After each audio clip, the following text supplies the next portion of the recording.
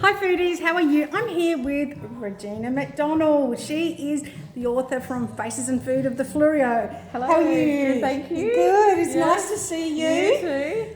It's really exciting. I was a bit nervous driving down here. I think I've told you that before, that I was very nervous, and I was excited as well because this woman has a wealth of information. She knows whatever there is to know about the Fleurieu. I think she knows.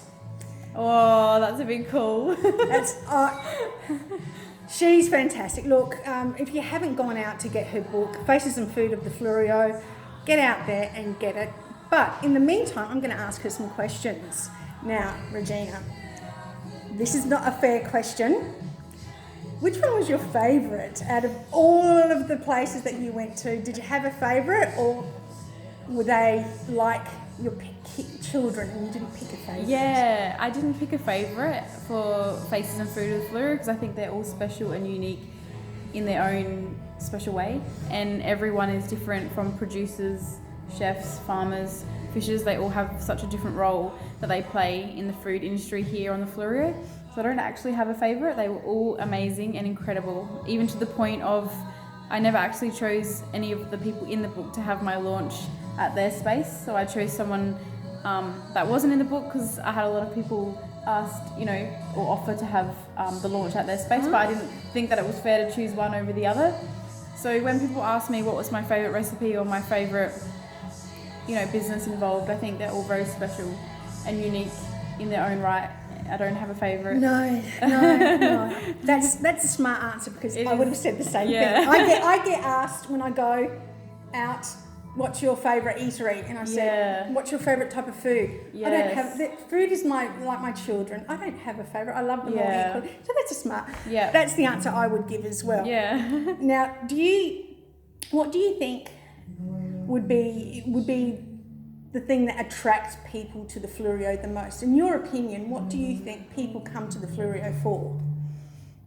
The quality of our food, the quality of the wine that we produce here, the diversity of the landscape. The beaches are beautiful. I mean, I've travelled the world and the beaches that we have here are just stunning.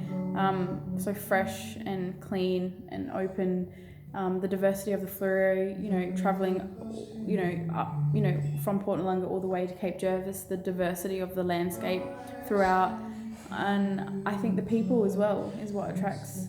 You're walking down the street, you see the winemaker, you can meet the winemaker, you go to the Wollonga Farmers Market. The community. You see the people that make your product, you get to know them, they're wonderful people. I think the community and the people here, the personalities, the characters are what attract people, Can we go back to when you're much younger? Like, I was much younger, sorry about that. When you started, you made cupcakes from what I understand. Yeah. Now, how did that take off? What actually happened? How did you get so popular?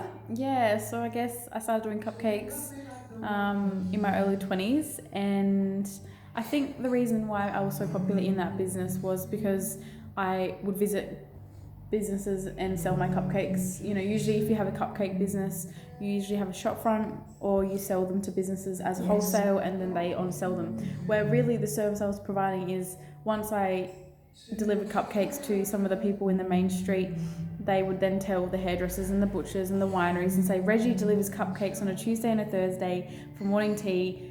She comes to you, we don't have to leave. And, I would go in there, have a chat, and I would bake them fresh that morning, pipe them all, and I think no one else did that. Either you go and get a bakery, cupcake that may have not been made with, I had all of my cupcakes made from scratch, so I didn't use a mix or anything. I did it all, the old-fashioned way, I guess. And I would deliver from McLaren Vale, then people in Wollonga heard about it. I'll deliver it to Wollonga, then to Wollonga to Aldinga.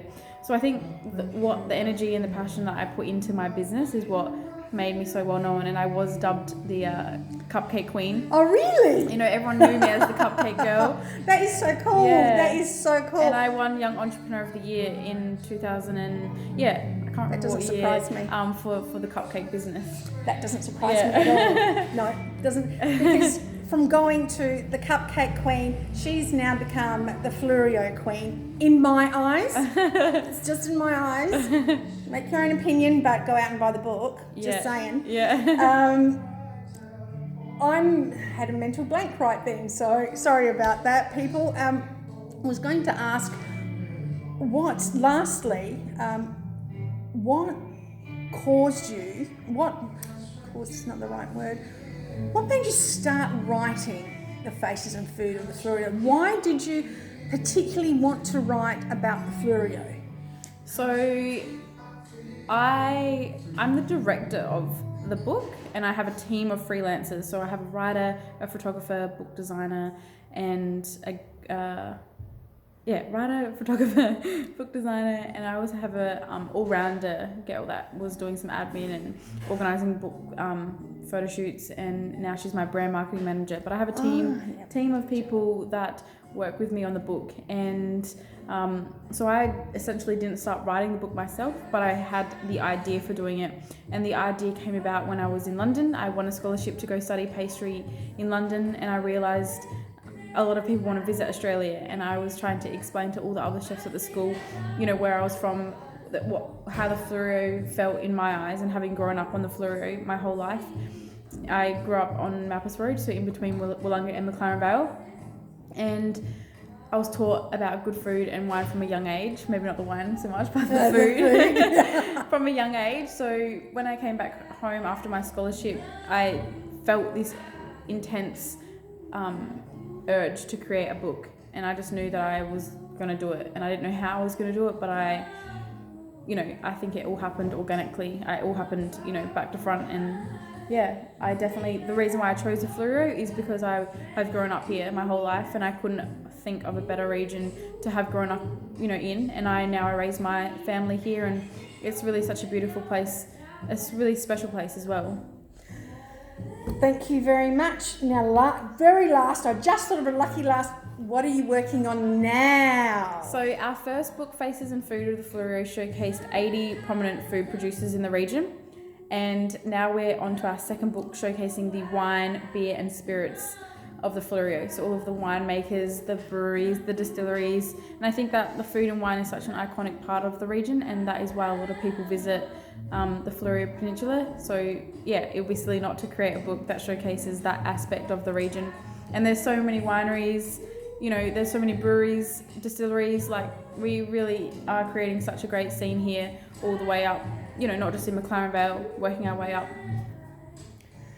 Brilliant. Well, thank you very much. Keep a lookout for the new book when it comes out. But in the meantime, there's still copies of Faces and Food of the Fleurieu that... Just a small amount. Limited copies left. Limited copies. And if you're lucky, I'm going to have one on Only If It's Good. I'll be running a competition on there soon, where you can win... A signed copy.